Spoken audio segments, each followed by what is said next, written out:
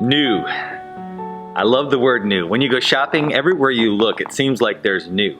Matter of fact, one of the things I've been noticing lately, of course, the toilet paper aisle, it's empty right now, except every once in a while you'll find just a little bit of it there. And even now, you will find toilet paper rolls that have new, each one is like 1 equals 27, you know, it's like they're trying to make bigger and larger toilet paper rolls, but new everywhere you look.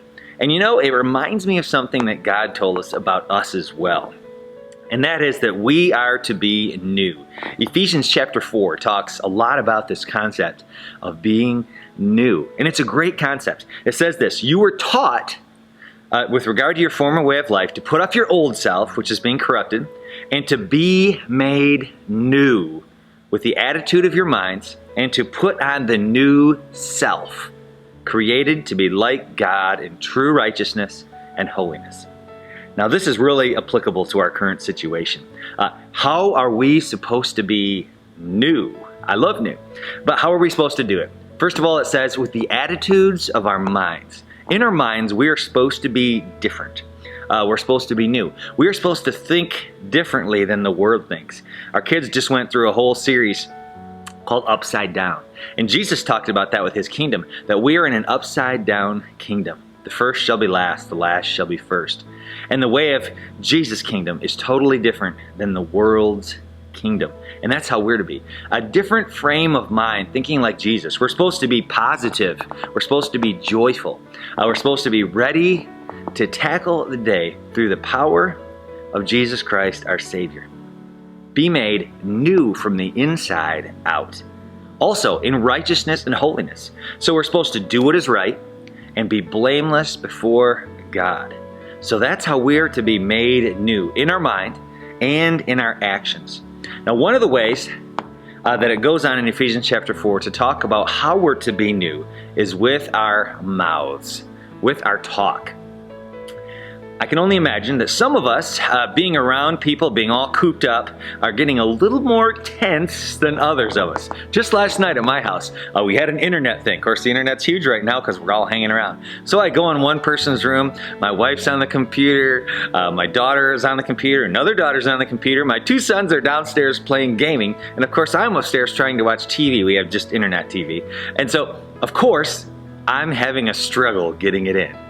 So things began to get tense because I walked over and I unplugged the internet without thinking of others, like I should have. And I unplugged the internet and counted to 30 to plug it back in, turned my TV show on, and started our grade. Just then, the boys came upstairs. They were not happy. They were in the middle of a game and I shut their internet off and destroyed their whole game. And things can get so tense. They can get tense very easily, but that's when we can truly show our faith the best. We can show our faith when things get difficult. Ephesians 4 says this, verse 29, "Do not let any unwholesome talk come out of your mouths, but only what is helpful for building others up according to their needs, that it may benefit those who listen." A great opportunity for us to not let any unwholesome talk come out of our mouths. There's going to be lots of opportunities during this whole quarantine thing. More than normal even, I think, because we're around each other and we're in this small area more often than we used to be. Don't let any unwholesome talk come out of your mouth. Now, what is unwholesome talk?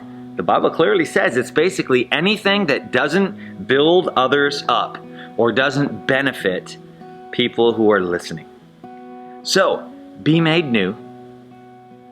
Don't let unwholesome talk come out of your mouths. Be positive, be joyful, and let that new spirit that God has put in you, that power of the resurrection, let it live in you. Be strong and courageous during this incredible time. So I want you to take a minute today and think about how you can be new.